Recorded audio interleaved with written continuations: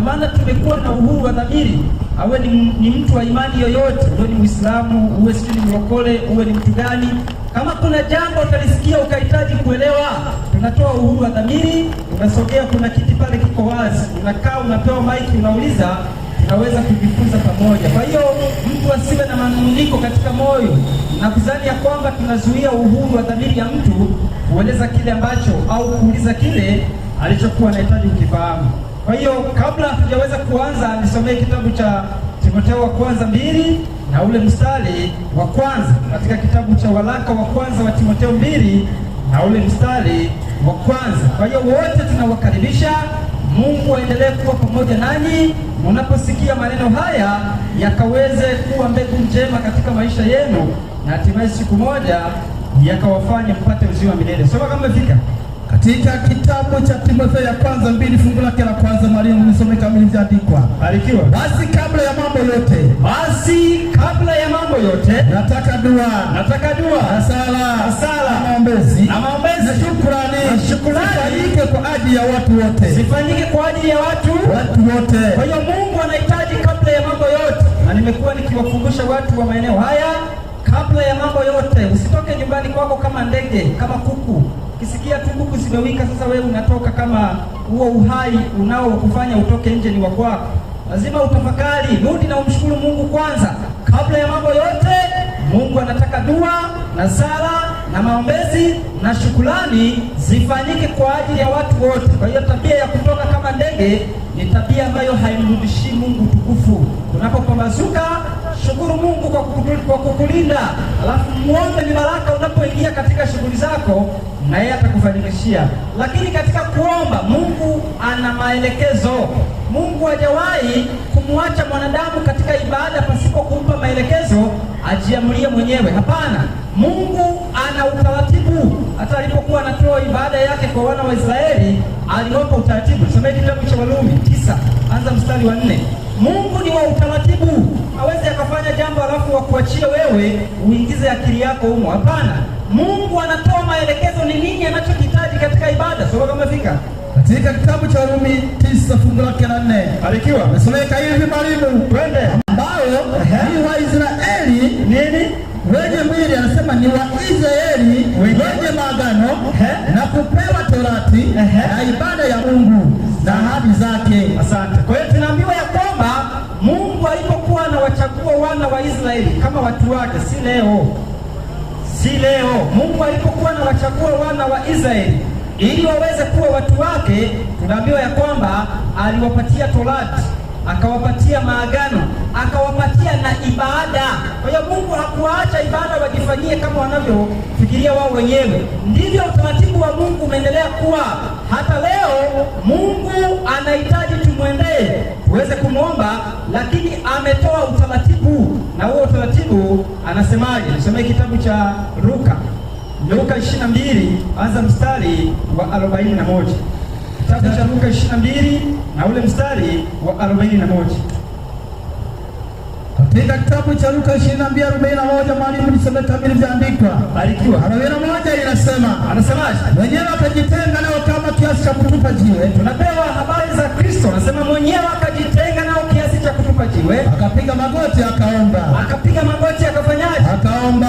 Tunapomwendea Mungu anatupatia utaratibu, lazima tupige magoti. Tufanyeje? Tuombe. Lakini tusipopiga magoti, Yesu anatuita hivi katika kitabu cha Mathayo. Katika Mathayo 6:5, mwalimu nifike hapo. Barikiwa. Katika kitabu cha Mathayo 6:5, Yesu anasema hivi. Anasema tena msalipo, msiwe kama wanafiki. Kwa maana wao wapenda kusali hali wamesimama. Wapi? Katika masinagogi na katika pembe za njia. Kwa hiyo kumbe utaratibu ambao Mungu ameutoa katika ibada, lazima watu wapige nini? Magoti. Lakini si magoti tu, pia amesema kusujudu. Bwana Yesu asifiwe. Amen. Ukisoma ile Zaburi ya 95 mstari wa 6, lakini usisome. Kwa hiyo si kumwendea kama umesimama, anasema huo unakuwa wewe ni mtu gani? Mnafiki. Kwa hiyo kabla ya mambo yote lazima tuombe, na tumepewa utaratibu, lazima tupige magoti au tusujudu. Bwana Yesu asifiwe. Amen. Basi tushukuru. Tunakushukuru Baba yetu na Mungu wetu, asante kwa wema wako na upendo wako. Natumaini jamii ya watu walioko hapa wanazidi kubarikiwa na mikutano hii, lakini usiwafanye wakawe washabiki, bali wawe miongoni mwa wale watakaoyapokea maneno yako, na kupitia maneno hayo wawe miongoni mwa wale watakaopata uzima wa milele. Uwepo wako uwepo hapa ili neno lako lizidi kuhubiriwa. Asante kwa sababu imekupendeza na itakuwa hivyo. Tumeomba kwa imani kupitia jina mwanao Yesu Kristo. Amen. Amen. Basi kwa kuwa tumeanza na kuomba, natamani sasa tuweze kuendelea na wale wanaosikiliza waweze kubarikiwa. Kulingana na muda wangu, natamani niweze kueleza kile ambacho tulijifunza jana. Jana tulizungumzia somo la kanisa, na tukaona tunapozungumzia kanisa tunazungumzia watu, tena ni watu wanaompenda Mungu na kuzishika amri zake. Nisome kitabu cha Wakorintho wa kwanza 1 na ule mstari wa 2. Tunapozungumzia kanisa, si mawazo ambayo yamekaa kwenye akili za watu. Wanakuambia tunaenda kanisani, akitazama lile jengo pale ndio anasema lile ndio kanisa analokwenda. Hapana, tuliona lile ni jengo ambalo limejengwa kwa ajili ya kufanyia ibada, ambalo mimi na wewe tunakuwa mule ndani ili tujikinge na mvua, tujikinge na jua. Lakini tunapozungumzia nyumba ya Mungu, tunapozungumzia kanisa la Mungu, tunajizungumzia mimi na wewe kama tutaishi kulingana na mapenzi ya Mungu. Soma andiko nimekupa katika kitabu hiki cha barua ya Paulo kwa Wakorintho. Wakorintho kwa fungu lake la 2 nasema, anasemaje? Kwa kanisa la Mungu lililoko Korintho. Sikiliza, anasema kwa kanisa la Mungu lililoko Korintho, wale waliotakaswa. Yale majumba makubwa? Hapana, wale waliotakaswa katika Kristo Yesu, walioitwa wao watakatifu. Kwa hiyo tunaona kanisa la Mungu ni wale, si yale majengo, si lile eneo. Kanisa la Mungu ni wale walioitwa, waliotakaswa katika Kristo Yesu, walioitwa wao watakatifu. Kwa tunapozungumzia kanisa, tukaona tunazungumzia kusanyiko. Nisome kitabu cha Matendo ya Mitume 11 na ule mstari wa 26. Katika kitabu cha Matendo ya Mitume 11:26. Matendo ya Mitume 11 na ile fungu la 26. Nasomeka hivi katika kitabu hiki cha Matendo ya Mitume 11:26. Alikiwa hata walipokwisha kumuona, anasema hata walipokwisha kumuona, akamleta Antiokia. Ikawa kwa muda wa mwaka mzima. Sikiliza vizuri, anasema ikawa kwa muda wa mwaka mzima wakakusanyika pamoja na kanisa na kuwafundisha watu wengi. Si wakakusanyika ndani ya kanisa, hapana, wakakusanyika pamoja na kanisa. Kwa hiyo kanisa ni lile kusanyiko la watu wanaokusanyika, na tuliweza kuangalia sifa ya hilo kusanyiko kuwa kanisa la Mungu. Maana tuliona katika ukumbi wa mpira watu huwa wanakusanyika, katika harusi watu huwa wanakusanyika, katika msiba watu huwa wanakusanyika. Kwa hiyo ukisema kusanyiko linakuwa kanisa, basi hata wao watakuwa na sifa. Lakini tukaona hapana, sifa inayolifanya kusanyiko liwe kanisa la Mungu, tuliweza kuona ni kwamba lazima wakusanyike kwa jina la Yesu. Katika kitabu cha Mathayo 18 na ule mstari wa 20. Nasomeka hivi, barikiwa. Kwa kuwa walipo 2 au 3 wamekusanyika kwa jina langu. Kwa kuwa walipo 2 au 3 wamekusanyika kwa jina langu, nami nipo papo hapo katikati yao. Kwa hiyo wanapokusanyika 2 au 3 kwa jina lake, anasema hapo katikati yao, na yeye anakuwa hapo. Lakini tukaona kukusanyika kwa jina, si mkikusanyika mnasema jina la Yesu au Bwana ndio kukusanyika. Tuliona kukusanyika kwa jina la Yesu ni kuyafanya yale Yesu anayosema. Tusoma kitabu cha Luka 6 na ule mstari wa 46. Luka 6 na ule mstari wa 46. Soma kama umefika. Katika kitabu cha Luka 6:46. Barikiwa. Nasomeka hivi mwalimu. Anasemaje? Kwa nini mnaniita Bwana Bwana? Yesu anasema kwa nini mnaniita Bwana Bwana, walakini hamyatendi yale niyatakayo? Walakini hamyatendi yale niyasemayo, niyatakayo. Bwana Yesu asifiwe. Amen. Kwa hiyo Yesu anachukizwa na watu kukusanyika kwa jina lake, lakini hawayatendi yale anayoyasema. Kwa hiyo tukaona sifa ya kanisa ni kufanya yale ambayo Kristo anayasema, na tukaona ya kwamba kanisa ni kusanyiko la watu waliokusanyika kwa jina la Yesu, maana yake wakifanya yale Yesu anayoyasema. Sasa nataka tupige hatua, tuangalie kanisa. Rudi kitabu cha Timotheo wa kwanza 3, anza mstari wa 14 na 15. Katika kitabu cha Timotheo ya kwanza 3 mstari wa 14 na 15. Fiki hapo mwalimu. Barikiwa. Katika kitabu hiki cha Timotheo ya kwanza 3:15. 14 na 15. Nifiki hapo mwalimu, katika kitabu hiki cha barua ya Paulo kwa Timotheo. Kwa hiyo lazima watu tuweze kuelewa, na tukielewa jambo hili, kile ambacho tunahitaji kujifunza leo, tuangalie nini maana ya kutoka ndani ya kanisa. Maana leo watu wamekuwa wanasema wale wametoka ndani ya kanisa, wale wametoka ndani ya kanisa. Si kutoka mule ndani ya ile jengo, maana tumeona kanisa si ule mjengo. Ule mjengo unapata sifa ya kuitwa kanisa kwa sababu kanisa la Mungu linakuwa ndani ya ule mjengo. Na niliweza kutolea mfano kuhusiana na habari ya hoteli na baa. Baa inaitwa baa kwa sababu ya huduma zinazofanyika katika baa, si kwa sababu ya lile jengo. Lakini hoteli inaitwa hoteli kwa sababu ya huduma zilizo katika hoteli, si sababu ya jengo. Kwa hiyo huduma za hoteli zikihamia baa, utasikia watu wanaita baa tena pale, watasema ile ni hoteli kwa sababu wakienda pale wanapata misosi. Lakini kule hotelini zikirudi bia kule, utasikia watu wanasema tena ile ni hoteli. Hata ukiandika hoteli, watu hawasemi ni hoteli, litabaki jina, lakini kile kinachohusika ndani hiyo kinatambulisha. Kwa hiyo kuteka ndani ya kanisa si kutoka ndani ya kamjengo fulani kalijengwa na ndugu wananchi, alafu ukitoka mule wanakuambia umetoka kanisani. Watasema hivyo kama wana mawazo ya kanisa kuwa ni jengo, na nitawakubalia, ukitoka mule utakuwa umetoka kanisani, maana mawazo yao wanajua kanisa ni nini? Mjengo. Lakini tumejifunza kanisa si mjengo. Mjengo unapata sifa ya kanisa kulingana na kuwa kanisa liko mle ndani. Soma sasa. Nasema lakini nikikawia upate kujua jinsi ipasavyo watu kuenenda katika nyumba ya Mungu, iliyo kanisa la Mungu aliye hai, nguzo na msingi wa kweli. Kumbe ili kanisa la Mungu ambalo ni la Mungu aliye hai, ili kanisa lina nguzo na msingi wa kweli. Bwana asifiwe. Amen. Lazima tuangalie nguzo ya kanisa la Mungu, lazima tuangalie msingi wa kanisa la Mungu, alafu tuangalie ni hayo mawe ambayo yanatangulizwa chini ya jengo, alafu tofali zinafuata, au kilichokuwa kinazungumziwa kanisa, nguzo na msingi ni nini? Wakorintho wa kwanza 3 mstari wa 11. Tuanze na msingi. Huo msingi ni nini ambao nguzo zinajengwa linakuwa kanisa la Mungu? Wakorintho wa kwanza 3 mstari wa 11. Katika kitabu cha Korinto ya kwanza 3:11. Alikiwa inasomeka hivi mwalimu. Anasema katika kitabu cha Korinto ya kwanza 3:11. Some kama ilivyoandikwa. Alikiwa sikiliza watu wa Mungu, maana msingi mwingine hakuna mtu awezaye kuweka isipokuwa uliokwisha kuwekwa, ni ule uliokwisha kuwekwa, yani Yesu Kristo. Kwa hiyo kumbe msingi wa kanisa la Mungu ni Yesu Kristo. Msingi wa kanisa la Mungu ni Yesu Kristo. Na sisi tunakuwa watu gani? Kitabu cha Ufunuo 3 mstari wa 12. Maana tunaona kanisa lina msingi na lina nguzo.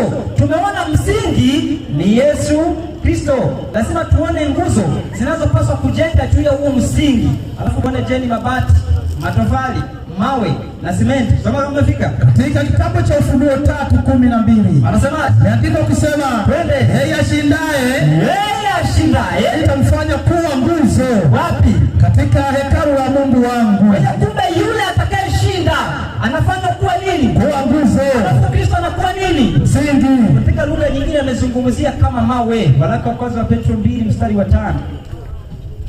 Lazima tuweze kuelewa, na tukishaelewa hapa, sidhani kama kuna mtu ataendelea kubaki katika mikusanyiko ya watu walioasi. Maana leo watu wanabaki katika mikusanyiko ya watu walioasi wakiogopa kwamba lile ndilo kanisa, akitoka sasa anaonekana ametoka kanisani na haendi mbinguni. Hapana, nakuambia ukitoka wapi ndio uende mbinguni. Soma kama umefika. Katika Petro ya kwanza 2:5. Nasomeka hivi. Twende. Ninyi nanyi kama mawe yaliyo hai. Sikiliza, sisi, mimi na wewe. Anasema ninyi nanyi kama mawe yaliyo hai. Mmejengwa muwe nyumba ya Roho. Mmejengwa muwe nyumba ya Roho. Ukuhani mtakatifu. Ukuhani mtakatifu. Dhabihu za Roho zinazokubaliwa na Mungu kwa njia ya Yesu Kristo. Asante. Kwa hiyo mimi na wewe tunapomwamini Kristo tunafanyika kuwa mawe yaliyo nini? Hai. Alafu tunajengwa juu ya msingi, na tumeona huo msingi ni nani? Yesu Kristo. Umesikia kuna tofali hapo na kuna mawe? Hakuna po. Kwa hiyo kumbe kanisa la Mungu bado linatuambia ni mimi na nani? Na wewe. Kama tukikubali kuishi sawasawa na mapenzi ya nani? Ya Mungu. Na hili kanisa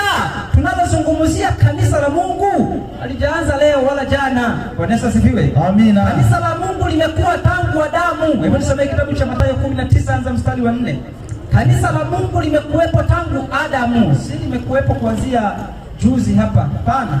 Kanisa la Mungu limekuwepo tangu Adamu alipoumbwa na Hawa. Kanisa la Mungu likaanza. Soma kama umefika. Mathayo 19:4 kitabu cha Mathayo. Someka hivi katika Mathayo 19 fungu lake la 4. Anasemaje? Akajibu akawaambia hamkusoma ya kwamba yeye aliyewaumba mwanzo aliwaumba mtu mume na mtu mke. Aliumba mtu mume na mtu mke. Mtu mume na mtu mke. Na tunaona katika kitabu cha Mathayo 18 mstari wa 20, walipo wawili watatu wamekusanyika kwa jina langu, mimi nipo katikati yao. Kwa hiyo kumbe Adamu na Hawa walipoumbwa kanisa liliweza kuanza. Amen. Kwa sababu kanisa liliweza kuanza, linaanzishwa na watu wawili watatu na kuendelea. Kwa hiyo kanisa la Mungu limekuwepo tangu Adamu, lakini kanisa lilivyozidi kuendelea, kanisa liliongezeka. Nisomee kitabu cha Mwanzo 4 anza mstari wa kwanza. Kanisa liliongezeka, na anayeongeza kanisa si mwanadamu. Wanadamu tunapanua majengo ya ibada, lakini kanisa ni wale watu. Mungu ndiye anayewaongeza. Soma ile andiko nilokupa. Mwanzo 4 fungu lake la kwanza. Anasemaje? Adamu kamjua Hawa mkewe. Adamu akamjua Hawa mkewe, naye akapata mimba. Akamzaa Kaini. Akasema alipata mtoto mwanamume kwa Bwana. Kwa hiyo alipata mtoto mwanaume kwa nani? Kwa Bwana. Kwa hiyo kanisa kutoka watu wawili ikaongezeka watu watatu. Na Mungu aliahidi ndiye atakayeongeza. Matendo ya Mitume 2:47. Katika kitabu cha Matendo ya Mitume 2:47. Yaani leo mwalimu, sisi tunapanua majengo ya ibada tunayoingia humo. Si kwamba tunaongeza kanisa. Kanisa hakuna mwanadamu anayeweza kuliongeza. Watu wanasema tumeongeza kanisa letu limekuwa kubwa. Kuna mtu anayeongeza kanisa, mnaongeza jengo. Soma kama umefika. Katika kitabu cha Matendo ya Mitume sura yake ya 2 fungu lake la 47 mwalimu. Anasemaje? Nasomeka hivi mwalimu katika Matendo ya Mitume 2:47. Amina. Neno la Mungu linasema. Nasema hivi, wakamsifu Mungu wakamsifu Mungu na kuwapendeza watu wote. Bwana alizidisha kanisa kila siku kwa wale waliokuwa wakiokolewa. Kwa hiyo kumbe kanisa ni wale wanaokuwa wakifanyaje? Wakiokolewa. Kwa hiyo kumbe Adamu akamjua Hawa mkewe, akapata mimba, akazaa mtoto, akamwita Kaini, akasema apata mtoto kutoka kwa nani? Kwa Bwana. Kwa hiyo kanisa likaongezeka, na baada ya hapo rudi Mwanzo 4. Shafika mwalimu fungu lake la 2. Anasemaje? Nasema akaongeza akamzaa ndugu yake Habili. Habili alikuwa mchunga kondoo. Sikiliza hapo, ndio nataka muelewe watu wa Mungu. Habili alikuwa mchunga kondoo na Kaini alikuwa mkulima ardhi. Alafu ikawa hatimaye Kaini akaleta mazao ya ardhi kwa Bwana. Habili naye akaleta wazaliwa kwanza wa wanyama wake. Endelea tu. Na sehemu zilizonona za wanyama. Bwana akamtakabali Habili alafu na sadaka yake. Ndio. Bali Kaini hakumtakabali na sadaka yake. Asante. Kwa hiyo kanisa limezidi kuendelea na limeongezeka. Tunaona Mungu alitoa utaratibu wa kumtolea ibada. Maana nikasema Mungu hajawahi kumwacha mtu ajifanyie mwenyewe ibada anavyotaka, isipokuwa ni wanadamu. Wakolosai 1:23. Wanadamu wamekuwa na taratibu za kujifanyia ibada wanavyoona, na matokeo yake ibada kama hizo Mungu huwa hazikubali. Huwezi kukubali ibada ya namna hiyo. Fanya ibada kama Mungu alivyoagiza. Ndio maana leo makanisa yamekuwa mengi kuliko mahoteli. Ni kwa sababu gani? Watu wanataka mambo rahisi. Kisema mwanamke asivae suruali, anatafuta kule wanakoruhusu. Unadhani makanisa yataisha? Yanaangalia watu wanataka nini, si Mungu anataka nini. Soma hilo andiko. Wakolosai 2:23. Twende. Nasema hivi mwalimu. Anasema mambo haya yanaonekana kana kwamba yana hekima. Mambo haya yanaonekana kana kwamba yana hekima katika namna ya ibada mliojitungia wenyewe. Kwa hiyo kuna ibada ambazo wanadamu wanajitungia wenyewe, na kuna ibada tumeona Mungu anazofanyaje, anazoagiza. Sasa Kaini alitoa ibada ya kujitungia, lakini Habili sadaka yake inakubalika kwa sababu alitoa ibada ambayo Mungu ametoa maelekezo. Tunakuja kuona uasi unaingia katika kanisa. Kaini anaweza kuasi na matokeo yake anamuua Habili nduguye. Bwana Yesu asifiwe. Amen. Lakini tunakuja kuambiwa ya kwamba kanisa alikuendelea kubaki pale. Mungu alilizidisha kanisa. Kusoma kitabu cha Mwanzo 2 na ule mstari wa 20 na Mwanzo 4 mstari wa 26. Tunakuja kuona kuna mtoto mwingine anazaliwa anaitwa Seti. Bwana Yesu asifiwe. Amen. Na tunaambiwa hapo baada ya kuzaliwa Seti ndipo watu wakaanza kulitii jina la Bwana. Lakini matokeo yake Mwanzo 6 mstari wa 1. Nini kilitokea? Uasi. Siku zote kanisa linapozidi kuendelea, shetani huwa hafurahi. Huwa anafanya nini? Anaingiza watu wake kwa siri, na matokeo yake wanaibadili imani. Na imani inapobadilishwa, kanisa linakuwa limeharibika. Japokuwa mtaendelea kubaki katika eneo hilo, lakini mmenyang'anywa imani, mmebaki na jengo, imani imeondolewa na hamwezi kuwa na sifa ya kuwa kanisa la Mungu. Sasa kile kikafanyika, shetani akajiingiza kwa wana wa Mungu. Mwanzo 6 mstari wa 1. Mwanzo 6 fungu lake la 1 inasomeka, barikiwa. Wanadamu walipozidi, wanasema ikawa wanadamu walipoanza kuzidi usoni pa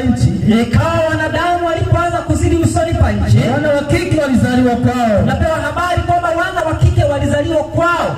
Wana wa Mungu ambao ni kanisa la Mungu uzao wa Seti, wakawaona hao binti za wanadamu, wakawaona hao wana wa uzao wa Kaini ya kuwa ni wazuri. Wakafanyaje? Wakajitwalia wake wowote waliowachagua. Wakajitwalia wake wowote waliofanyaje? Waliowachagua. Alafu Bwana akasema usishike huko maiki chini. Twende sasa. Anaendelea kusema. Anasemaje? Bwana akasema roho yangu haitashindana na mwanadamu milele. Anasema roho yangu haitashindana na mwanadamu milele. Matokeo yake yalikuwa ni nini? Matokeo yake yalikuwa ni gharika. Ukipata nafasi utaendelea Mwanzo 6 hiyo kuanzia mstari wa 6 na kuendelea. Gharika likatokea, watu wakapigwa na maji, lakini Nuhu na familia yake wakapata neema. Si kwamba walipata neema ya upendeleo bure bure. Hapana, neema si ile bure kwamba haufanyi kazi. Neema ni nafasi ya upendeleo ambayo inakuhitaji uwe na utii. Si kwamba inakuja alafu inakuwa hivyo tu peke yake. Hapana. Kwa hiyo Nuhu akapata neema na matokeo yake yeye na familia yake wakaweza kupona. Lakini bado kanisa la Mungu lilikuwa katika safari, si majengo, ni watu. Matokeo yake Mwanzo 12 anza mstari wa 1. Wanadamu walipozidi tena, nini kilifanyika? Mwanzo 12, mwalimu nifike hapo. Fika usome. Bwana fungu lake la 1 inasema. Anasemaje? Katika Mwanzo 12 fungu lake la 1 inasomeka. Bwana akamwambia Abrahamu, toka wewe katika nchi yako. Jamaa zako na nyumba ya baba yako uende mpaka nchi nitakayo kuonyesha, nami nitakufanya wewe kuwa taifa kubwa. Asante. Ukisoma Mwanzo 11 utaona watu walikuwa na lugha moja na usemi mmoja, wakajenga ule mnara, na matokeo yake uasi. Mungu akamchomoa Ibrahimu kutoka katika uasi huo na akamwambia aende mpaka atakapomuonesha. Anasema atamfanya kuwa taifa kubwa. Tunajifunza kutoka kwa Ibrahimu, tunapata Isaka. Tunakuja kupata Yakobo. Tunapata wana wa Israeli wakaenda Misri. Mungu anapowatoa analitangaza kama kanisa lake. Kitabu cha Matendo ya Mitume 7 mstari wa 37. Matendo ya Mitume 7:37. Barikiwa. Fiki hapo mwalimu, katika Matendo ya Mitume 7:37. Anasemaje? Imeandikwa kusema katika Matendo ya Mitume 7:37 inasema hivi mwalimu. Inasemeka hivi, inasema Musa huyo ndiye aliyewaambia Waisraeli. Musa huyo ndiye aliyewaambia Waisraeli. Betri kweli zitakuwa zima kuangalia. Ina banga ngapi hapo? Zimo. Anasema Musa huyo ndiye ndiye ambaye wa Israeli Bwana Mungu wenu atawainulieni nabii katika ndugu zenu kama mimi musikieni yeye. Sawa. Yeye ndiye aliyekuwa katika kanisa. Wapi? Jangwani. Kwa hiyo kumbe Musa ndiye aliyekuwa katika nini? Kanisa. Wapi? Huko jangwani. Na tunajifunza jangwani ulikuwa na wana wa nani? Wa Israeli. Lakini wanatambulishwa kama nini? Kama kanisa. Matokeo yake nataka nikuoneshe ili uweze kutambua vizuri. Kwa hiyo wana wa Israeli walipokuwa jangwani walikuwa ni kanisa la Mungu, na matokeo yake Mungu aliwatoa, na alipowatoa akawafikisha nchi ya Kanaani. Na baada ya kufikisha nchi ya Kanaani alikuwa amewapa maelezo. Kusoma katika kitabu cha Kutoka 25:9. Mungu alikuwa amemwambia kwamba nao na wanifanyie patakatifu ili nipate kukaa kati yao. Na walipofika Kanaani waliweza kujenga hekalu. Waliweza kujenga nini? Hekalu. Waliweza kujenga hekalu lililokuwa mfano wa lile ambalo Musa alioneshwa, akalijenga kama hema walilokuwa wanasafiri nalo. Na wana wa Israeli wakaendelea kumfanyia Mungu ibada, lakini wana wa Israeli wakakengeuka. Kilichowafanya wakengeuke, walikataa kwenda na maagizo ya Mungu, au walikataa utii. Maana Mungu alikuwa amewaambia hivi katika kitabu cha Kutoka 19 na ule mstari wa 5. Mungu alikuwa amewaambia kile ambacho wanapaswa kufanya ili waendelee kuwa watu wake, ili waendelee kuwa kanisa lake. Kuna maagizo ambayo Mungu alikuwa amewapatia. Kitabu cha Kutoka 19 na ule mstari wa 5.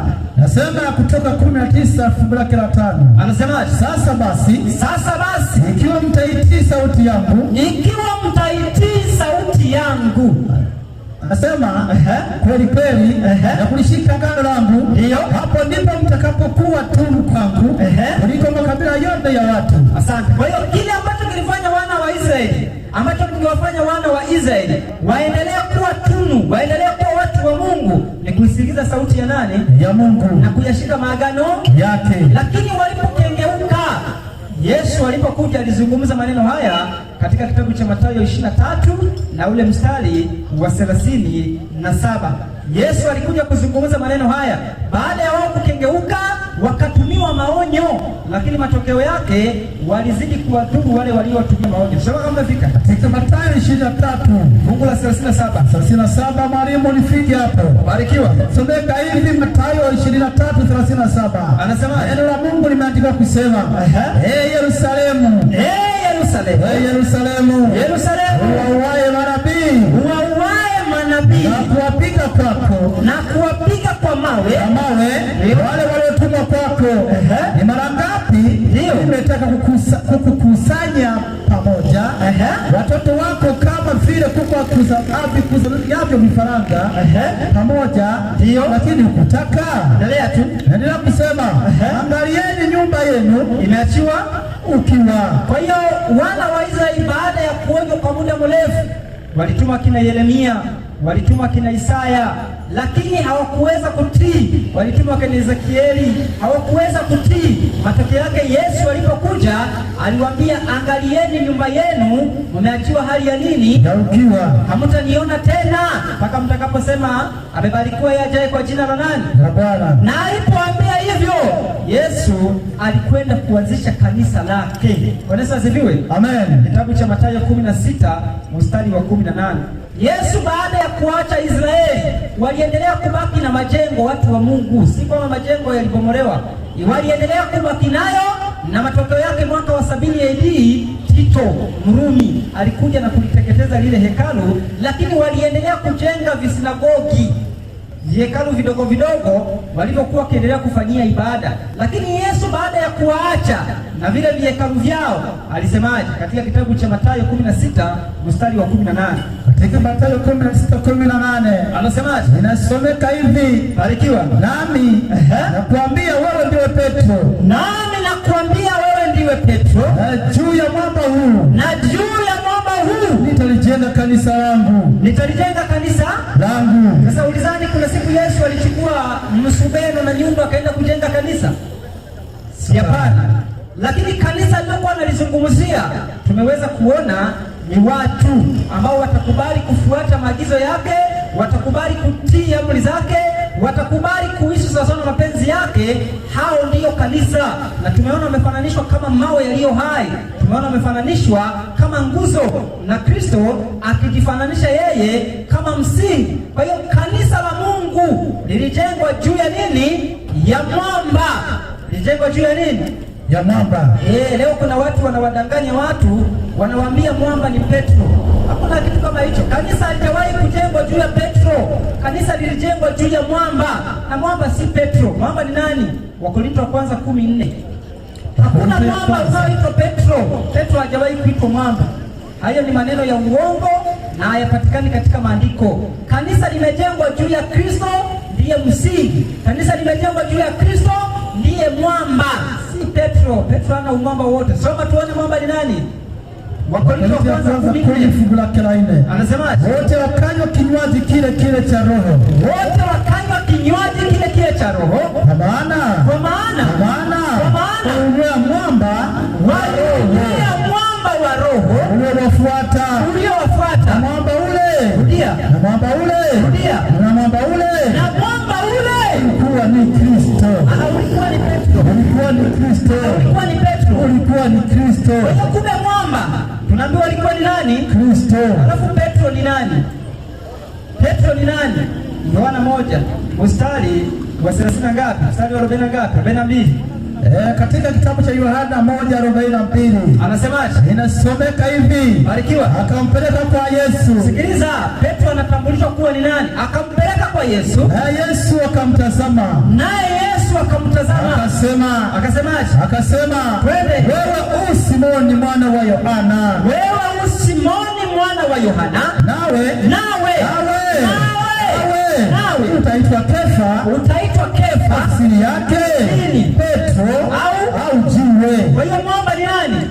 Mwamba ni Yesu Kristo. Alafu Petro ni nini? Petro ni jiwe. Na tumeona mawe yote yanajenga juu ya nini? Ya mwamba. Kwa mwamba ni nani? Yesu Kristo. Alafu wewe upo katika kanisa unaambiwa lilijengwa juu ya Petro. Kuna kitu kama hicho. Petro ni jiwe kama sisi mawe mengine. Kwa sasa hivi Petro ni kama mengine ambayo mawe sisi tunajengwa juu msingi tu mwamba. Ambaye mwamba ni Yesu. Kwa hiyo Yesu anasema ndio mwamba huu. Yesu alisema mwenyewe, analisema nitalijenga kanisa langu. Kwa hiyo kanisa la Kristo limejengwa juu ya mwamba, ambaye mwamba ni yeye Yesu Kristo mwenyewe. Bwana Yesu asifiwe. Amina. Kwa hiyo kanisa linapojengwa linajengwaje? Hebu nisome kitabu cha Mathayo 24. Mathayo 7 samahani. Mathayo 7 na ule mstari wa 24. Tunajengaje juu ya ule mwamba? Tunajengaje juu ya Kristo? Je, ni kupangisha matofali juu yake au maana yake ni nini? Sawa kama fika. Mathayo 7:24. Alikiwa anasema, twende. Basi kila asikie maneno yangu. Sikiliza, Yesu anasema hivi, basi kila asikiaye hayo maneno yangu na kuyafanya atafananishwa na mtu mwenye akili. Atafananishwa mtu mwenye akili aliyejenga nyumba yake juu ya mwamba. Kwa hiyo kumbe kujenga juu ya mwamba nimesikiliza Yesu Kristo. Tumejengwa juu ya mwamba, tumejengwa juu ya Kristo. Maana yake hapa sasa nani? Kuna watu wakaenda wakajenga kanisa kwenye kaburi la Petro. Wanasema huko ndio kujenga juu ya nini? Ya mwamba. Hakuna kitu kama hicho. Kujenga juu ya mwamba ni kusikiliza maagizo ya Yesu na kuyafanya. Huko ndio kujenga juu ya mwamba. Kwa hiyo tunapozungumzia kanisa tunazungumzia watu. Lakini sasa pointi tumeshaona. Kanisa ni watu, ni mimi na wewe. Je, kutoka ndani ya kanisa au kujitenga na kanisa ni kufanya nini? Maana hiyo ndiyo hoja ambayo tunapaswa kujua. Maadamu tumejua kanisa si mjengo. Kwa hiyo ukitoka ndani ya ule mjengo haimaanishi umetoka ndani ya kanisa. Lazima tuangalie kama kanisa ni watu, ni kipi kinachowakusanyisha wale watu na kuonekana kuwa kanisa. Maana tunaambiwa hivi katika kitabu cha Timotheo wa kwanza 4 na ule mstari wa kwanza. Katika kitabu cha Timotheo ya kwanza, walaka wa kwanza wa Timotheo 4 fungu la kwanza, uweze kuona kila kinachowafanya watu wajitenge na imani au wajitenge na kanisa ni kujitenga na imani, si kujitenga na mjengo fulani. Unaweza ukabaki katika mjengo, lakini ukijitenga na imani, na hiyo imani lazima tuiangalie ni ipi. Na kama utakuwa katika kusanyiko umejitenga na hii imani au umejitenga na hiyo imani, wenzetu wanasema finali jehanamu, utapotelea. Soma kama umefika katika Timotheo ya kwanza sura yake ya 4 fungu lake la kwanza. Anasemaje? Nasoma kama ilivyoandikwa. Barikiwa. Basi Roho anena waziwazi ya kwamba, sikiliza hilo andiko liweze kukaa vizuri katika akili. Anasema basi Roho anena waziwazi ya kwamba nyakati za mwisho wengine watajitenga na imani. Kwa hiyo kumbe nyakati za mwisho tunaambiwa wengine watajitenga na nini? Na imani. Sasa nikuulize, jengo ni imani? Hapana. Jengo ni imani? Hapana. Tunapozungumzia imani, labda nitolee mfano hivi watu waelewe. Tunaposema Waadventista wa Sabato, Bwana Yesu asifiwe. Amina. Kinachofanya wao Waadventista wa Sabato ni ile jengo na jina walioandikwa Waadventista wa Sabato? Hapana. Ni ile imani wanaoshikilia. Wanatunza siku ya ngapi? Ya 7 ya juma. Ambayo ni juma ngapi? Siku ya Jumamosi. Inafanya waitwe Waadventista wa Sabato. Tunaposikia watu wanaitwa labda walokole, Bwana Yesu asifiwe. Amen. Hawaitwi walokole kwa sababu ya jengo wameandika Assemblies of God, si ndio? Wanaitwa walokole kwa sababu ya ile imani walio nayo. Kwa hiyo ili uonekane umetoka Assemblies of God, ni kutoka kwenye ile jengo? Hapana. Ni kutoka kwenye ile imani walioshikilia Assemblies of God. Ili utoke katika Waadventista wa Sabato, ni kutoka kwenye jengo? Hapana. Ni kutoka katika imani walioshikilia Waadventista wa Sabato. Sasa lazima ujiulize, na tunaambiwa nyakati za mwisho wengine watajitenga na nini? Na imani. Sisi tumejitenga na mfumo wa Adventista Sabato ni ya General Conference kwa sababu fundisha uongo yaliyoingizwa. Sasa unakuta washiriki wanaambiwa hao wamejitenga na imani. Ni hatari. Imani ni ipi? Alafu watu hawaulizi kwamba hiyo imani ni ipi. Wanadhani kutoingia kule kwenye ile jengo lililoandikwa Adventista Sabato sasa ndio kujitenga na nini? Na imani. Hapana, kitu kama hicho. Lazima tujue hiyo imani ambayo wewe upaswi kujitenga na hiyo. Na ukijitenga na hiyo imani, umejitenga na kanisa la nani? La Mungu. Hebu rudia hiyo. Timotheo wa kwanza 4:1 mpaka 2. Nasomeka hivi. Twende. Basi Roho anena waziwazi ya kwamba. Basi Roho anena waziwazi ya kwamba nyakati za mwisho wengine watajitenga na imani. Wengine watajitenga na imani wakisikiliza roho zidanganyazo na mafundisho ya mashetani. Kwa hiyo kile kitakachowafanya watu wajitenge na imani ni kwa sababu ya mafundisho. Wakianza kusikiliza roho zidanganyazo na mafundisho ya nini? Ya mashetani. Kwa hiyo unaposikiliza mafundisho ya mashetani yanakutenga kwenye nini? Kwenye imani. Sasa lazima tujue hayo mafundisho ya mashetani ni yapi, na wale wanaoingia katika mafundisho ya mashetani, iwe ni mlokole. Bwana Yesu asifiwe. Amen. Nilisema jana hivi, haleluya, amen, kwamba ukianza kuhubiri hapo ukasema hivi wezi, kwani wezi mwawamu, ukasema hivi wezi, msipoacha wezi mtachomwa, unaonaga wanachukua mawe na kutuponda? Hakuna. Wanakimbiaga polisi? Hapana. Lakini ukisema wazinzi, muache uzinzi, uliona mzinzi anakuja kukupiga? Hapana. Anakuja kukukamata? Anaenda polisi?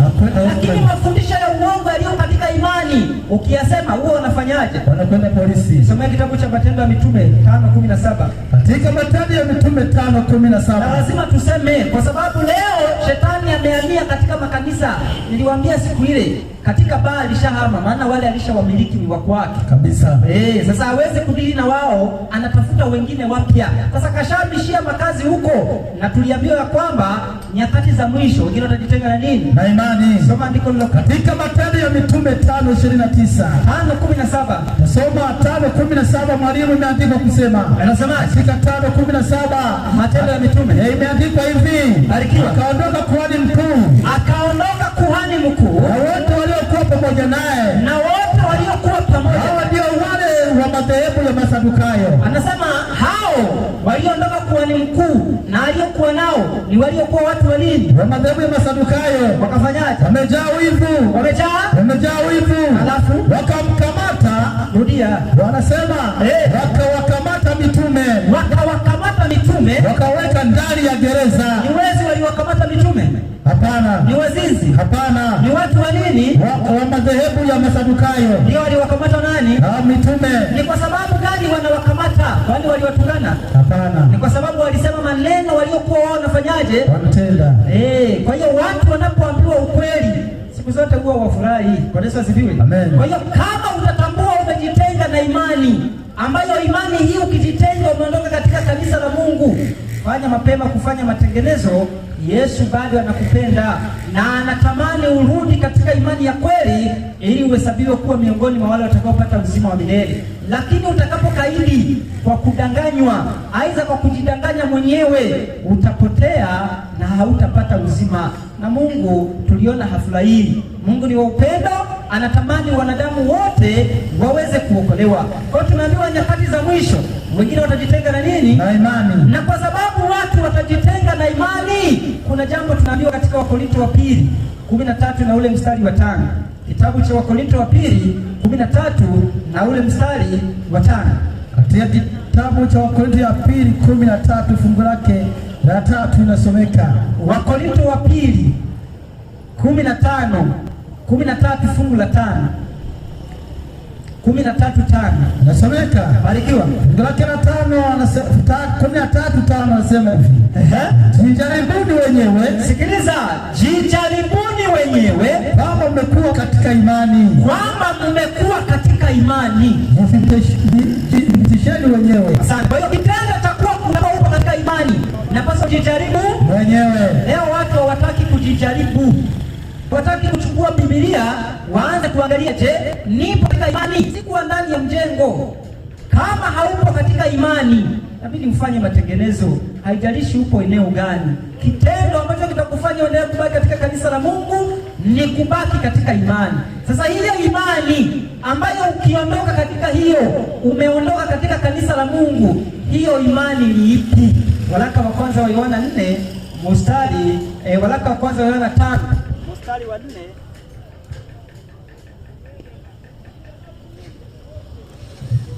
Basi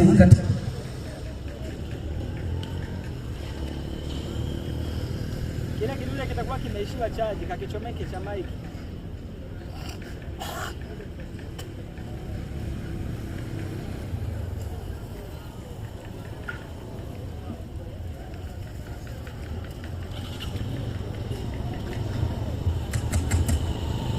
Basi tuendelee. Waraka wa kwanza wa Yohana 5. Waraka wa kwanza wa Yohana 5 fungu la 4 na la 5. Tunaangalia imani ambayo ukijitenga na imani unakuwa umejitenga na kanisa la Mungu. Na kitendo cha kujitenga na imani ni kusikiliza mafundisho ya mashetani. Mafundisho ya mashetani. Sema kama umefika. Nasema katika waraka wa kwanza wa Yohana 5 fungu la 4 na la 5. Anasemaje? Kwa maana kila kitu kilichozaliwa na Mungu. Sikiliza wewe unayenisikiliza, unahitaji kuokolewa. Unajua kuna wengine ni washabiki. Bwana Yesu asifiwe. Amen. Wengine ni washabiki. Yaani akisikia anasema haya si kama yanayofundishwa kanisani kwetu. Anaachana naye. Wewe sikiliza, atakusaidia. Anasema hivi, soma kama umefika. Kwa maana kila kitu kilichozaliwa na Mungu. Kwa maana kila kitu kilichozaliwa na Mungu hushinda ulimwengu. Hushinda ulimwengu. Na huku ndiko kushindako ulimwengu. Na huku ndiko kushindako ulimwengu. Hiyo imani yetu. Hiyo imani. Hiyo imani yetu. Hiyo imani. Hiyo imani yetu. Na tunaona nyakati za mwisho wengine watajitenga na imani. Na tumeambiwa huku ndiko kushindako ulimwengu. Hiyo imani yetu. Sasa hiyo imani yetu ni ipi? Teremka mstari wa 5. Nenda kusema, twende. Mwenye kushinda ulimwengu ni nani? Mwenye kushinda ulimwengu ni nani? Isipokuwa ni yeye aaminiye. Ni yeye aaminiye ya kwamba Yesu Kristo ni mwana wa Mungu. Ni mwana wa nani? Mwana wa Mungu. Ni mwana wa nani? Mwana wa Mungu. Ukiondoka katika imani ya kuamini Yesu Kristo ni mwana wa Mungu, wewe uondoka katika kanisa la nani? Katika kanisa la Mungu. Kwa hiyo ili uendelee kubaki katika imani, uendelee kubaki katika kanisa la Mungu, ni ubaki kuamini Yesu Kristo ni mwana wa nani? Wa Mungu. Leo watu wamebadilishiwa, wanaambiwa Yesu ni Mungu mwana. Sasa ukiambiwa Yesu ni Mungu mwana, si unaona umeharibiwa fundisho? Lazima ikieleweke ya kwamba Yesu Kristo ni mwana wa Mungu, na tunaambiwa maandiko yaliandikwa tuamini hivyo. Soma kitabu cha Yohana 21 mstari wa 30. Katika Yohana 21 fungu lake la 30. Ukitoka katika imani ya kuamini Yesu Kristo ni mwana wa Mungu, wewe umeondoka katika imani na umeondoka katika kanisa la Mungu. Hata kama mtabaki katika mjengo una vioo na marumaru, mbaki katika mjengo, mkiingia unawaka taa wenyewe, lakini mkiondoka katika imani ya kuamini Yesu ni mwana wa Mungu, ni mmetoka katika imani, mnapaswa kurejea, si kutoka katika mjengo. Sasa leo watu wanaambiwa hao wametoka katika kanisa la Mungu eti kwa sababu wakusanyiki nao. Na niliwaambia kwamba jana, ukisafiri alafu ukafanyia ibada nyumbani, utakuwa utaenda kanisani? Utakuwa umeenda. Kwani ubarikiwi? Nabarikiwa. Lakini kwa sababu ya kuambiwa kanisa ni mjengo fulani, utaona kabisa utaenda kanisani. Soma andiko ndio katika kitabu cha Yohana 20:30. Anasemaje? Sema twende. Basi kuna ishara nyingine nyingi alizozifanya Yesu. Tunaambiwa basi kuna ishara nyingine nyingi alizozifanya Yesu mbele ya wanafunzi wake, zisizoandikwa katika kitabu hiki. Tunaambiwa hazikuandikwa katika kitabu hiki, lakini hizi zimeandikwa ili mpate kuamini ya kwamba, ili tupate kuamini ya kwamba Yesu ndiye Kristo, mwana wa Mungu, Mungu mwana, mwana wa Mungu, Mungu mwana, mwana wa Mungu, mwana wa Mungu. Na kwa kuamini muwe na uzima kwa jina lake. Na kwa kuamini hivyo tuwe na uzima kwa jina lake. Sasa leo watu wamebadilishiwa imani na bado wanasema wapo katika kanisa la nani? La Mungu. Wanaambiwa kuna Mungu Baba, kuna Mungu Mwana, kuna Mungu Roho. Huyo ndiye Mungu mmoja. Yesu ni nafsi nyingine ya Mungu, yaani si mwana wa Mungu, ila ni nafsi ya Mungu. Kwa hiyo Mungu anakuwa na nafsi ngapi? 3. Sasa ukiuliza mwana anakuaje, wanakwambia ni mwana kwa kujifanya. Lakini maandiko yamesema tuamini Yesu ni mwana wa nani? Wa Mungu. Na alizaliwa na nani? Na Mungu. Alizaliwa lini? Mithali 8:22. Katika kitabu cha Mithali 8 mstari wa 22. Leo watu wamedanganya kwamba Yesu anakuwa mwana wa Mungu alipozaliwa na Mariamu. Kuna kitu kama hicho. Yesu anapozaliwa na Mariamu anaitwa mwana wa Adamu. Kama ulikuwa hujaisoma hiyo uweze kutambua. Soma kama umefika katika Mithali 8:22. Anasemaje? Anasema hivi. Twende. Bwana alikuwa nami katika mwanzo wa njia yake. Yesu anasema Bwana alikuwa nami katika mwanzo wa njia yake. Kabla ya matendo yake ya kale. Kabla ya matendo yake ya kale. Alitukuka tokea milele tangu awali. Na alitukuka tangu milele tokea awali. Kabla haijakuwako dunia. Anasema kabla haijakuwako dunia. Wakati visipokuwako vilindi nalizaliwa. Anasema wakati visipokuwako vilindi nalifanyaje? Nalizaliwa. Wakati zisipokuwako chemchemi zilizojaa maji. Anasema wakati zisipokuwako chemchemi zilizojaa maji. Kabla milima haijawekwa imara. Kabla milima haijawekwa imara. Kabla ya vilima nalizaliwa. Kabla ya vilima nalifanyaje? Nalizaliwa. Yesu anatuambia kuzaliwa kwake si kuzaliwa na nani? Na Mariamu. Hata Wayahudi walikuwa wanajua hivyo. Katika kitabu cha Yohana 8 mstari wa 56. Wayahudi wanamuuliza Yesu, sikiliza vizuri, ni kwa sababu gani? Walikuwa na akili kama ya watu wanavyoelewa leo kwamba Yesu anaitwa mwana wa Mungu alipozaliwa na Mariamu. Lakini Yesu anatuambia amezaliwa kabla ya ulimwengu wako, kabla ya milima wako. Sasa kabla ya milima kuwako Mariamu alikuweko. Soma hilo andiko katika Yohana 8:56. Barikiwa. Mungu linaendelea kusema, anasema Ibrahimu baba yenu alishangilia kwa vile atakapoiona siku yangu. Yesu anasema Ibrahimu baba yenu alishangilia kwa vile atakapoiona siku yangu, naye akaiona akafurahi. Basi Wayahudi wakamwambia, wewe hujapata bado miaka 50. Wewe hujapata hata miaka 50. Nawe umemwona Ibrahimu? Unasema umemwona Ibrahimu? Yesu akawaambia, amini nawaambieni, yeye Ibrahimu asijakuwako. Anasema kabla ya Ibrahimu hajakuwepo, mimi niko. Kabla ya Ibrahimu hajakuwepo, mimi niko. Kabla ya Ibrahimu hajakuwepo, Mariamu alikuwepo? Hakuwapo. Mariamu hakuwepo. Kwa hiyo Yesu anatuambia kabla ya Ibrahimu kuwako, yeye alikuwepo. Sasa alikuwepo kama nani? Mithali 30 fungu la 4. Katika kitabu cha Mithali 30 fungu la 4. Leo watu wanaambiwa Mungu ni utatu, fundisho la kipagani. Hakuna Mungu wa namna hiyo. Mungu ni mmoja aliye Baba, Yesu Kristo ni mwanae, Roho Mtakatifu ni roho wa Mungu. Ukiondolewa katika imani ya kuamini Yesu ni mwana wa Mungu na Mungu ni baba yake, lia garagara, luka juu, anguka chini, utakuwa umetoka katika kanisa la Mungu, ila umebaki katika jengo. Hatukatai kubaki nalo, lakini imani ushajiondoa, na ukiondoka kwenye imani haupo kwenye kanisa la Mungu. Soma hilo andiko. Mithali 30 fungu la 4. Twende. Nasomeka hivi mwalimu. Barikiwa. Ni nani aliyepanda mbinguni? Ni nani mbinguni na kushuka chini. Ni nani aliyekamata upepo kwa makozi yake? Nani aliyekamata upepo kwa makozi yake? Nani aliyefunga maji ndani ya nguo yake? Nani aliyefunga maji ndani ya nguo yake? Nani aliyefanya imara ncha zote za nchi? Nani aliyefanya imara ncha zote za nchi? Jina lake ni nani? Sasa hiyo point, jina lake ni nani? Na ni nani jina la mwanawe kama wajua? Kwa hiyo kumbe huyo aliyeifanya ncha za nchi, tunaambiwa jina lake tujue ni nani? Alafu tujue jina la nani? La mwanawe. Sasa tujue jina lake katika kitabu cha Kutoka 6 mstari wa 2. Jina lake ni nani huyo? Alafu tujue jina la mwanae ni nani? Katika kitabu cha Kutoka 6 fungu la 2 tasoma kama ilivyoandikwa. Barikiwa. Katika kitabu cha Kutoka 6:2 mwalimu anasema nifike hapo haraka haraka. Neno la Mungu linasomeka hivi katika Kutoka 6:2. Barikiwa. Kisha Mungu akasema na Musa akamwambia. Mimi ni Yehova. Nani? Mimi ni Yehova. Nani? Mimi ni Yehova. Kumbe jina lake anaitwa nani? Yehova. Jina la mwanae ni nani? Wakorintho wa pili 1:19. Fiki hapo mwalimu. Fika tusome. Katika kitabu cha Wakorintho. Leo Wakristo wamedanganywa, Biblia wanazo. Biblia zimekuwa za kwa pani. Ukimwona alivyovaa, unasema kweli anaenda kanisani, akifika huko ni kukoroma. Kurukaruka. Wengine wanasema kipindi kile cha sifa ndio wanapenda. Akifika huko hatari hiyo. Kuna vitu kama hivyo, matokeo yake ni kupotezwa. Soma maandiko. Soma na umefika.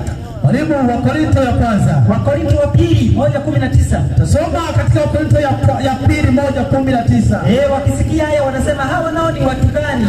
Mbona si wa kanisa letu? Sasa ukisubiri wa kanisa lako utapotea. Ili umjue mwizi, au wewe ukamuuliza wewe ni mwizi. Unatafuta majirani unauliza yule bwana waga ni mwizi, wanakuambia ndio. Ukimuuliza mwizi atasema mimi ni mwizi. Hakuna anasema sasa ili ujue ukweli, uliza wale wengine. Ukifika hapa kaa usikilize, andika, anza kulinganisha. Si unasubiri mpaka mchungaji wako akwambie kwamba Yesu ni mwana wa Mungu wakati wewe anakuambia yeye ndiye Mungu yule yule. Sasa kama Yesu ndiye Mungu yule yule, alafu yeye tena anakuaje mwana? Si huo anakuwa ni uongo kabisa. Kwa hiyo maandiko yanaposema Yesu ni mwana wa Mungu tuyafute. Lazima tukubali kuna Mungu ambaye ni baba yake, alafu Yesu ni mwanae. Kwa hiyo tunaambiwa jina lake ni nani? Amesema jina lake ni nani? Yehova. Na akasema tujue jina la nani? La mwanawe. Soma tusikie jina la Wakorintho ya pili 1:19. Mwalimu nisome kama ilivyoandikwa kwa jina la Yesu. Barikiwa. Anasema twende. Maana mwana wa Mungu. Yesu Kristo. Yesu Kristo ni mwana wa Mungu. Yesu Kristo ni mwana wa Mungu. Alafu Mungu ambaye ni baba yake ni nani? Ni Yehova. Alafu unaambiwa Yesu ndiye huyo Mungu, Yesu ndiye huyo mwana, Yesu ndiye huyo Roho, Yesu ndiye utatu. Hatari mwalimu. Kuna kitu kama hicho. Matokeo yake unapozungumza na Waislamu, Bwana Yesu asifiwe. Amen. Wanakuambia hivi, hebu nisomee kitabu cha Timotheo wa kwanza 6 mstari wa 16. Na Wakristo wengi wameshindwa hata kuwasaidia ndugu zetu wao kwa sababu ya kujichanganya. Huwezi kusema Yesu ndiye Mungu huyo alafu akafa. Unaweza kumweleza mtu mkaelewana? Yaani Yesu ndiye huyo Mungu, alafu anakuuliza Mungu wenu anakufa.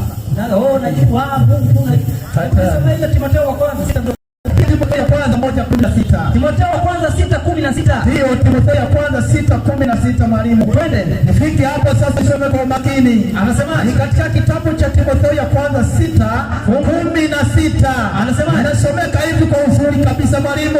Anasema ambaye yeye peke yake, sikiliza, ambaye yeye peke yake hapatikani na mauti. Hapatikani na nini? Hapatikani na mauti. Hapatikani na mauti. Alafu anakuuliza huyo Yesu si ndio mnasema ndiye Mungu yule, si ndio? Sasa alipokufa Mungu anakufa? Mungu hafi. Maana Biblia inasema Mungu hapatikani na nini? Na mauti. Sasa aliyekufa ni nani? Mwana wa Mungu. Ni nani? Mwana wa Mungu. Ni hivyo tu. Kwa hiyo Mungu ni baba yake, ndiye hapatikani na mauti. Yesu Kristo ni mwana wa Mungu aliye na asili ya uungu. Kwa hiyo Yesu ana asili yote ya uungu. Kwa hiyo unaposema Yesu ni Mungu, haumaanishi kwamba yeye ndiye yule baba yake. Hapana. Ni sawa na wewe umezaliwa na mwanadamu, au mbuzi wala ng'ombe, unaendelea kuwa mwanadamu. Kwani kuwa mwanadamu unakufanya wewe usiwe mwana wa baba yako? Lazima uwe mwana wa baba yako, lazima uwepo. Ndio. Sina wewe mwanae. Ndio. Kwani umebadilika kutoka kuwa mwana kwa sababu ni mwanadamu? Kwa hiyo tunaambiwa ya kwamba Mungu hapatikani na nini? Na mauti. Na huyo Mungu ambaye hapatikani na mauti ndiye baba wa Bwana wetu Yesu Kristo. Waraka wa pili wa Yohana 1 mstari wa 3. Waraka wa pili wa Yohana 1:3 kabisa. Nifike hapo mwalimu, nisome kwa uzuri. Lazima watu tuweze kuwasaidia watu wa Mungu waweze kuelewa. Kama unakuwa ni mvivu wa kusoma, basi kuwa mwepesi wa kusikia sasa, ili uweze kupata kitu, na utakaposikia fanyia kazi. Usisikilize tu kapaki na kuweka hapo, matokeo yake utapotea asubuhi kweupe. Sasa kama umefika katika waraka wa pili wa Yohana 1 fungu lake la 3 nasomeka, anasema neema na rehema, amani zitokazo kwa Mungu Baba, na amani zitokazo kwa Mungu Baba, na kwa Yesu Kristo, mwana wa Baba. Mwana wa nani? Mwana wa Baba. Mwana wa nani? Mwana wa Baba. Kwa hiyo ili upate uzima wa milele ni lazima ukubali Yesu Kristo ni mwana wa nani? Wa Baba. Ili uendelee kubaki katika kanisa la Mungu, katika imani, lazima ukubali Yesu Kristo ni mwana wa nani? Wa Baba. Na unapokataa Yesu Kristo kuwa si mwana wa Mungu, Mungu akai ndani yako kabisa. Waraka wa kwanza wa Yohana 4:15. Yasomeka katika waraka wa kwanza wa Yohana 4:15. Kuna wakati inahuzunisha kwamba Wakristo wenzetu wamekuwa ni watu ambao wameshindwa kusoma, na matokeo yake wanazidi kupotea, kwa sababu wanakuwa ni Wakristo ambao wanakwenda tu kwa sababu fulani. Wengine wanaanza kusali ili wakifa sasa spika na muziki vikalie kwao pale, akifiwa wakampigia muziki na kwaya ziimbe mpaka kukesha.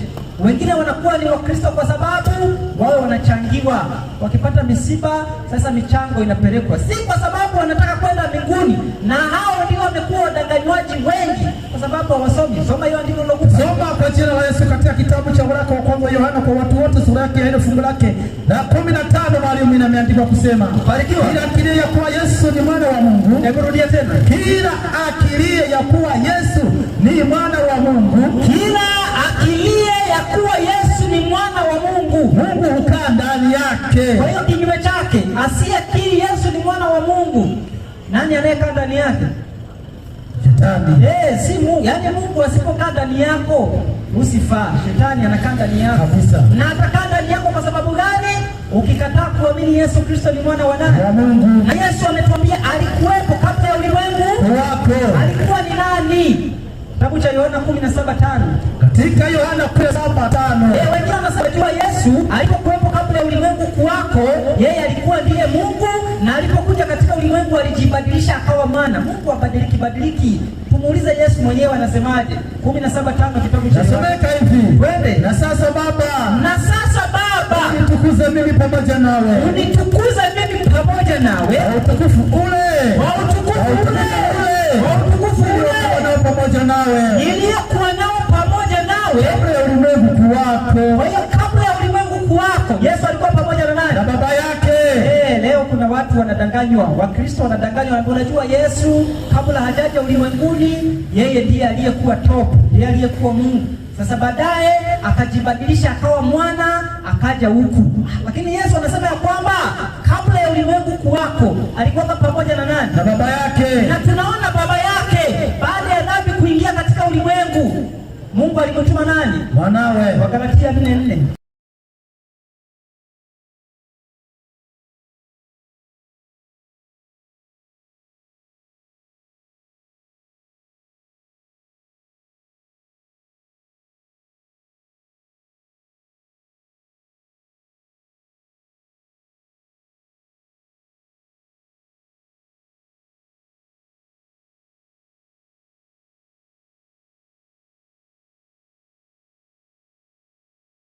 Katika kitabu cha Wagalatia 4:4 anasemaje? Fiki hapo mwalimu, nisome kwa uzuri. Si kwamba eti Mungu ndio alijibadilisha. Hayo mawazo, kama ni Mkristo na mawazo ya hivyo, utapotea. Hakuna Mungu anayebadilika. Soma kitabu cha Yakobo 1:17. Anasema Mungu habadiliki. Sasa inakuwaje Mungu huyo abadilike? Huyo Mungu tena ndiye awe mwana. Sasa anakuwaje mwana wakati huyo?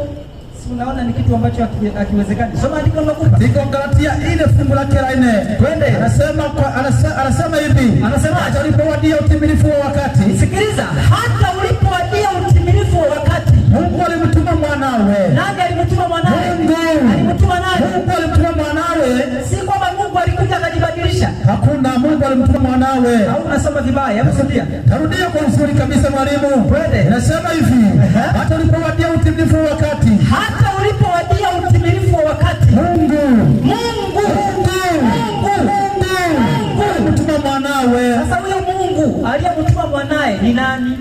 ukiwauliza hivyo wanakuangalia na meno kabisa. Maana andiko hajasema Mungu alijituma, imesema Mungu alimtuma nani? Mwanawe. Mungu alimtuma nani? Mwanawe. Sasa huyo Mungu aliyemtuma mwanae ni nani? Waraka wa kwanza Yohana 4:14. Tasoma katika waraka wa kwanza 4:14. Waraka wa kwanza wa Yohana 4:14. Tuone huyo Mungu aliyemtuma mwanae ni nani? Kwamba Yesu alijituma mwenyewe, alitumwa na nani? Tasoma kama ilivyoandika katika waraka huu wa Yohana 4:14. Barikiwa. Anasema na sisi tumeona na kushuhudia ya kuwa Baba alimtuma mwanawe kuwa mwokozi wa ulimwengu. Kumbe Baba alimtuma nani? Mwanawe. Si kwamba Baba alibadilika akawa mwana. Hapana, ndio. Mwana alikuwepo kabisa. Alafu Baba baada ya dhambi akamtuma nani? Mwanawe. Alafu unakuta ni Mkristo. Tena kinachoniuma ni watu wanaosema wao ni Waadventista wa Sabato. Watu wa maandiko. Kabisa hiyo katika hilo wao wanapotea. Ni habari. Mungu alimtuma mwanae. Si kwamba Mungu alijibadilisha. Unaweza siwe? Andiko linatumika Wafilipi 2:5. Katika kitabu cha Wafilipi 2 unasema msomi wa Biblia hata Wafilipi 2:5 na kupiga chenga. Soma kama umefika. Palipo nifike hapo nisome kwa uzuri. Acha tuwasaidie watu wa Wafilipi kuokolewa. Soma kama umefika. Wafilipi 2:5 anasemaje? Inasomeka hivi mwalimu. Alikiwa inasema hivi. Twende ni katika iweni na nia hiyo hiyo. Sikiliza. Iweni na nia hiyo hiyo. Ndani yenu. Ambayo ilikuwa pia ndani ya Yesu Kristo, ndani ya Kristo Yesu. Hiyo nia ilikuwa ndani ya Kristo Yesu. Ambaye yeye mwanzo. Kumbe Kristo huyo yeye mwanzo alikuwa yuna namna ya Mungu. Alikuwa yuna namna ya Mungu. Alikuwa Mungu. Alikuwa yuna namna ya Mungu. Alikuwa yuna namna ya Mungu. Kabisa. Kweli. Naye hakuona kule kuwa sawa na Mungu. Hakuona kule kuwa sawa na Mungu. Kuwa ni kitu cha kushikamana nacho. Kulikuwa na Kristo aliyekuwa sawa na nani? Na Mungu. Akaona kule kuwa sawa na Mungu si kitu cha kufanya. Cha kushikamana nacho. Akafanyaje? Bali alijifanya kuwa hana utukufu. Ndio. Akatoa namna ya mtumwa. Akawa ana mfano wa mwanadamu. Kwa hiyo kumbe aliyekuwa na mfano wa mwanadamu akaja kwetu ni Yesu Kristo mwana wa nani? Wa huyo Mungu. Ambaye wakati ulipotimia Mungu alimtuma nani? Mwanawe. Sasa wewe ukiondoka katika imani hiyo, haijalishi unaendesha gari la namna gani. Amen. Haijalishi unakaaga kanisani kwenye sofa za namna gani. Ukiondoka katika imani ya kuamini Yesu ni mwana wa Mungu. Unadhani mitume waliuawa kwa kutangaza nini? Mitume waliuawa kwa kutangaza Yesu ni mwana wa Mungu. Kabisa. Si kwamba waliuawa kwa sababu walikuwa wakienda njiani wanawatukana watu. Hapana. Kumsema Yesu ni mwana wa Mungu kuna watu wanachukia. Nadhani hawapo? Wapo. Ukisema Yesu ni mwana wa Mungu, wanasema unakufuru. Sasa unakufuru. Wanaweza siwe? Ukisema Yesu ni mwana wa nani? Wa Mungu. Alafu bado kuna Mkristo naye bado anasema Yesu si mwana wa nani? Wa Mungu. Alafu tena anakuambia Yesu ni mwana wa nani? Wa Mungu. Sasa unajiuliza huyu Yesu anabadilikaje? Lazima tukubali Yesu ni mwana wa Mungu. Na Yesu kuwa mwana wa Mungu haimfanyi apoteze uungu. Hata Wayahudi walijua kwamba Yesu anaposema yeye ni mwana wa nani? Wa Mungu. Walijua anajifanya kuwa sawa na Mungu. Yohana 5:18. Katika Yohana 5:18 kisome kama ilivyoandikwa. Barikiwa. Ndio kusema basi kwa sababu hiyo Wayahudi walizidi kutaka kumuua. Kwa kuwa kuvunja Sabato tu. Wayahudi walisingizia Yesu amevunja nini? Sabato. Wakasingizia Yesu amevunja nini? Sabato. Alafu anaendelea kusema bali pamoja na hayo ndio alimwita Mungu baba yake. Kwa hiyo kitabu cha Yesu akifanya sawa na Mungu. Kuwa anamuita Mungu baba yake. Wayahudi walitaka kumuua. Sababu alijua anajifanya sawa na nani? Na Mungu. Anajifanya sawa na nani? Na Mungu. Kwa hiyo Yesu kusema ni mwana wa Mungu, anakuwa sawa na nani? Na Mungu. Si ndio ile Wafilipi 2:5? Kabisa. Alikuwa yuna namna ya nani? Ya Mungu. Akaona kule kuwa sawa na Mungu si kitu cha kufanyaje? Cha kushikamana nacho. Amesema yeye ndiye aliyekuwa. Si alikuwa sawa? Na Wayahudi walijua Yesu kusema ni mwana wa Mungu anajifanya kuwa sawa na nani? Na Mungu. Ni hivyo tu. Kwa hiyo lazima tukubali Yesu Kristo ni mwana wa Mungu. Na kuamini Yesu Kristo ni mwana wa Mungu, hapo kuna uzima wa milele. Ukikataa Yesu Kristo si mwana wa Mungu, umepoteza uzima. Haijalishi uko wapi. Kwa hiyo kila ambacho Mungu anahitaji watu tuweze kuamini Yesu Kristo ni mwana wa Mungu, Mungu ni baba yake. Niweze kukaribisha maswali, maana tulisema tutakuwa tunatoa nafasi. Kama kuna mtu ana swali tunamkaribisha, kuna kiti kiko pale, tunakupatia maiki, unauliza, tunajifunza pamoja. Kwa hiyo kama kuna mtu ana swali, si vizuri watu wanaondoka, unajua wale walikuwa wanafundisha uongo, unaanza kwenda kusema kanisani. Si unakuja tu tunakupa maiki, unatuuliza hapa, tunajifunza pamoja. Bwana Yesu asifiwe. Amen. Kama kuna mtu ana swali, usiogope, tunatoa uhuru wa dhamiri, njoo uulize, tujifunze kwa pamoja. Kama kuna mtu ana swali, akaribie.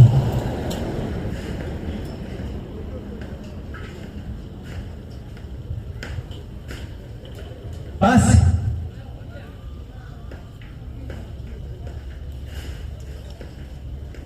kama hakuna, na kama yupo asiogope, nikiendelea kuongea tu unafika unakaa pale, watakupa maiki unauliza. Bwana Yesu asifiwe. Amen.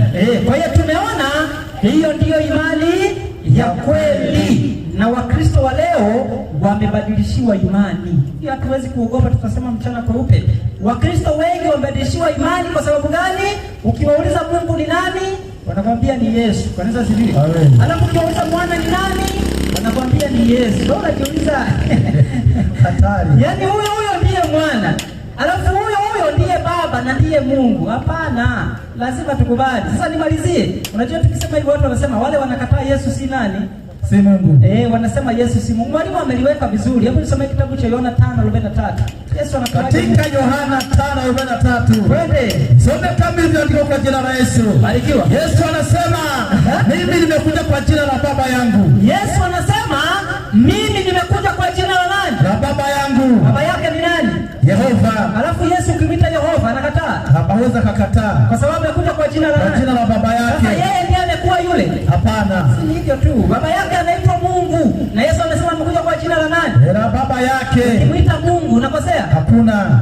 Anabadilika anakuwa baba yake? Hawezi kabadilika. Si anatumia jina la baba yake? Ndio.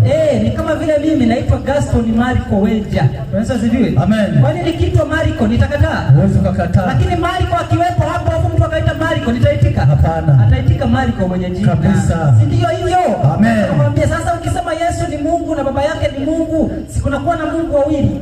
Kuna kitu kama hicho, kunakuwa na Mungu na mwanae. Kabisa. Yesu ni Mungu kwetu sisi, si Mungu kwa baba yake. Alafu baba yake ni Mungu kwa wote, akiwemo na nani? Na Yesu Kristo. Efeso 1:17. Katika kitabu cha Efeso 1:17. 1:17 kitabu cha Efeso. Nifike hapo mwalimu, wa Efeso 1:17. Barikiwa. Inasomeka hivi kwa uzuri kabisa, 1:17 ni wa Efeso. Anasema, nasema hivi, Mungu wa Bwana wetu Yesu Kristo. Mungu wa Bwana wetu Yesu Kristo. Sasa unamuuliza huyo Mungu wa Bwana wetu Yesu Kristo ni nani? Si unaona tabaki anakuangalia na meno. Yaani kabisa. Lazima tukubali kuna Mungu wa Bwana wetu Yesu Kristo. Ametajwa kuwa ni nani? Maliza andiko. Namaliza kusema twende baba wa utukufu. Kumbe Mungu wa Bwana wetu Yesu Kristo ni baba wa nini? Wa utukufu. Awapaye ninyi roho ya hekima. Awapaye ninyi roho ya hekima. Kwa hiyo kumbe Yesu Kristo ni Mungu aliye na Mungu wake, akiwa na baba yake. Yesu Kristo anakuwa ni mwanaye. Yaani Yesu katika nafsi yake hawezi kubadilika. Lakini Yesu katika asili ana uungu wote. Maana ilimpendeza Baba uungu wote ukae kwa nani? Kwa Yesu Kristo. Hebu nisomee hiyo Wafilipi 2. Katika kitabu cha Wafilipi 2 mwalimu. Au ni Wakolosai 2 leo kwa 9. Wakolosai 2 mwalimu, nifike hapo. Fika Wakolosai 2:9. Katika kitabu cha Wakolosai nifike hapo kwa uzuri mwalimu, nisome kwa taratibu. Barikiwa. Katika Wakolosai 2:9 anasema, neno la Mungu linasema, maana katika yeye huyo Kristo unakaa utimilifu wote wa Mungu. Kwa hiyo katika Kristo unakaa utimilifu wote wa Mungu. Na kwa nini unakaa? Wakolosai 1:19. Katika Wakolosai 1:19 imeandikwa kusema, kwa kuwa katika yeye ilimpendeza utimilifu wote ukae. Ilimpendeza ni Baba, utimilifu wote ufanyaje? Ukae. Kwa hiyo katika Kristo ilimpendeza Baba, utimilifu wote ukae. Utimilifu wote ukae. Kwa hiyo Yesu Kristo ana asili yote ya uungu, lakini hawezi kubadilika akawa bure baba yake. Bwana asifiwe. Kwa hiyo imani ya kweli ambayo hatupasi kujitenga nayo, na tukijitenga na hiyo, hata kama tutabaki na mjengo mikubwa, ila tutaondolewa katika imani ya kuamini Yesu ni mwana wa Mungu na Mungu ni baba yake, Roho Mtakatifu ni roho wa Mungu. Si kwamba Mungu Baba, Mungu Mwana, Mungu Roho ndio wanatengeneza Mungu mmoja. Anakuwa ni Mungu wa kamati ambaye mmoja akikosekana Mungu hayupo. Huyu anakuwa ni Mungu wa uongo, na hiyo inakuwa ni imani ya uongo, na wote watakaoendelea kubaki katika imani hiyo watakuwa wanaabudu miungu mingine, na matokeo yake watakuwa wanamkosea Mungu na watakuwa wanaabudu sanamu. Na mwisho, katika kitabu cha mwisho, nisome kitabu cha Ufunuo, ni kitabu cha mwisho na ni fungu langu la mwisho katika kitabu cha Ufunuo 21 na ule mstari wa 8. Katika Ufunuo 21 fungu la 8 anasemaje? Anasema hivi, twende. Bali waoga, sikiliza, waoga na wasioamini, na wasioamini, na wachukizao, na wachukizao, na wauaji, na wauaji, na wazinzi, na wazinzi, na wachawi, na wachawi, na hao waabuduo sanamu, na hao wanaoabudu Mungu wa utatu, wanaoabudu sanamu, na waongo wote, na waongo wote, waongo wote, twende. Sehemu yao ni wapi? Katika ile ziwa liwakalo moto na kiberiti. Kwa hiyo kama hutataka kubadilisha huyo Mungu uliyeletewa, huyo Mungu wa kigeni, Mungu wa uongo, sehemu yako itakuwa ni katika ziwa la moto. Rudi katika Mungu wa kweli, Mungu ambaye ana mwana, si Mungu ambaye hazai. Lazima tukubali Mungu anazaa na hazai kwa mke. Takuja nieleze hiyo kesho. Mungu hazai akiwa na mke. Unajua kuna watu wanasema ya kwamba Mungu hana mwana kwa sababu hana nani? Hana mke. Mungu hazai kwa mke. Bwana asifiwe. Amen. Bwana asifiwe. Amen. Mungu hazai kwa mke. Mungu hazai kwa nini? Kwa mke. Kwa hiyo lazima tukubali Mungu ana mwana, na lazima tuamini Mungu ana mwana, na Mungu ana roho wake anawapatia wote wanaomtii.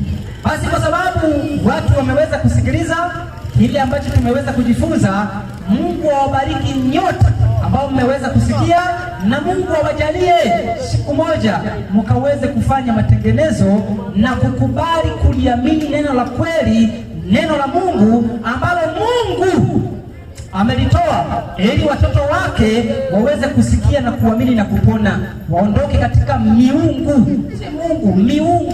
mitatu, ambayo hiyo miungu mitatu inatengeneza Mungu mmoja. Hiyo ni miungu ya uongo, na Mungu anawatamani watoto wake waweze kufanya toba ya kweli. Tunapokwenda kuomba, wale ambao wameweza kusikia, maana tumeita kama kuna mtu mwenye swali hajaonekana, maana yake ni kwamba mmesikia na mmeelewa, na mwisho wa siku mtabatizwa kwa sababu mmeamini. Hakuna ambaye ameuliza kwamba hajaelewa. Mungu awabariki na awajalie kuzidi kufuatilia, na imani mtazidi kubarikiwa na mtajifunza mengi. Lakini kama kuna mtu ambaye anahitaji tuweze kuomba pamoja tunapokwenda kuhitimisha kwa ajili ya ombi, anahitaji tuweze kuomba, basi niweze kumwalika tuweze kuomba pamoja. Lakini yule pia ambaye amesikia tangu tumeanza mpaka leo anatamani kujua hao watu ni watu gani, maana hilo nalo ni swali, maana wanahubiri mahubiri ambayo hatujawahi kusikia. Watu wakija hapa wanatuchezea, wanapanga kwaya nitoka kule mpaka kule. Sasa hawa ni watu gani? Sisi ni Waadventista wa Sabato wana matengenezo. Tutaji kuungana pamoja nasi, tunakukaribisha ili tudumishe mafundisho ya kweli, tuwaondoe watu katika giza, tuwaambie ukweli wa neno la Mungu. Na tutatoa namba za simu, wale watakaopenda kutufuatilia katika mawasiliano, tutatoa namba za simu ili tuweze kuwasiliana, na jina la Bwana litukuzwe. Basi tunapokwenda kuomba, kama kuna mtu anaweza kutamani tuombe pamoja, anaweza akasogea ili tuweze kuomba pamoja. Lakini kama hataweza kupiga hatua, basi katika moyo wako mwambie Mungu kile ambacho unatamani aweze kukutendea, na Mungu ni mwaminifu, atakujalia. Basi tuombe. Baba yetu na Mungu wetu, tunakushukuru kwa sababu umeendelea kutupatia pumzi na nguvu ya kuyasema maneno yako kwa watoto wako, labda wanaweza kusikia na kuweza kuokolewa. Endelea kuwa pamoja nao. Roho wako Mtakatifu ajuaye kushawishi aseme ndani ya mioyo yao, ili siku moja wakawe tayari kulipokea neno lako na kuungana pamoja na jamii ya watoto wa familia ya mbinguni. Zaidi ya yote tunaikabidhi senta hii mikononi mwako. Wote wanaendelea kufanya biashara katika maeneo haya, uwepo wako usiwapungukie. Zaidi ya yote, katika fikra zao waendelee kulitafakari neno lako, hatimaye siku moja wakakate shauri ya kufuata ukweli na kuishi sawasawa na mapenzi yako. Tunaishi katika kipindi cha mwisho. Mwanao Yesu Kristo atarejea tena mara ya pili kwa ajili ya kuwachukua watoto wako. Tunaomba watu wa maeneo haya na sisi pia tuwe miongoni mwa wale watakaopata uzima wa milele. Asante kwa sababu unatupenda, ndio maana umetufundisha haya yote kwa ajili ya kueleza mbele ya watoto wako. Zaidi ya yote, jalia serikali zetu, endelea kuwapatia hekima katika kuwaongoza watu ulioweka chini ya mamlaka zao. Asante kwa sababu utatenda, amani yako izidi kupatikana, ili neno lako lizidi kuhubiriwa, wanaume kwa wanawake, wazee kwa vijana, wakaweze kuokolewa na kupata uzima wa milele. Kuna wale waliosikia ujumbe, ni kweli katika mioyo yao wanakiri, lakini bado wanakuwa na hofu na uoga, wakiogopa kutengwa na masinagogi yao, wakiogopa kutengwa na marafiki zao, wakiogopa kutengwa na ndugu zao. Wajalie siku moja wakakate shauri na kufuata ukweli. Asante kwa sababu wewe ni mwema, tunaamini utatenda, ni kupitia jina la mwanao Yesu Kristo. Amina. Amen. Basi nitataja namba ya simu kama kuna mtu atahitaji majifunzo, kuuliza swali, ushauri. Tunakubali pia hata ushauri, maana hata sisi hatujakamilika. Bwana asifiwe. Sisi ni wanadamu kama nyinyi. Kwa hiyo tunakubali. Namba ni 07 60 10 45 57. 07 60 10 45 57. Ukihitaji kusanyiko, tunapokusanyika kwa ajili ya ibada, piga namba hiyo. Siku ya Sabato tunakuwa tukimwabudu Mungu, maana ndiyo siku ambayo Mungu ameitenga kwa ajili ya ibada. Tutakuja tufundishe jambo hilo ili watu waweze kuelewa. Niwatakie jioni njema, niwatakie usiku mwema, niwatakie biashara njema, na Mungu awabariki. Basi Bwana wabariki wote ambao wameendelea kufuatilia na kuhakikisha wanapokea vitu makini. Na mimi walimu wangu wako vizuri, na mwalimu ambaye ametoka amezungumzia kwa habari ya imani ya kweli, ya kwamba ukitoka nje ya uelewa ya kwamba Yesu Kristo ni mwana wa Mungu, wewe ndiye uko mbali na imani. Hujawahi kuona, yaani ukiacha kuamini ya kuwa Yesu Kristo ni mwana wa Mungu, wewe utapotea. Yohana akazungumza pia katika kitabu cha waraka wa kwanza wa Yohana sura yake ya 14 ya kwamba na sisi tumeona na kushuhudia ya kuwa Baba.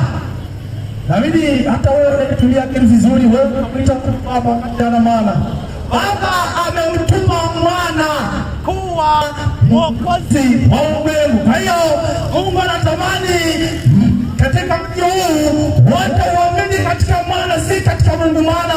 Kwa hiyo Mungu awabariki wote ambao wamefuatilia toka tulipoanza mpaka kufika katika hii ya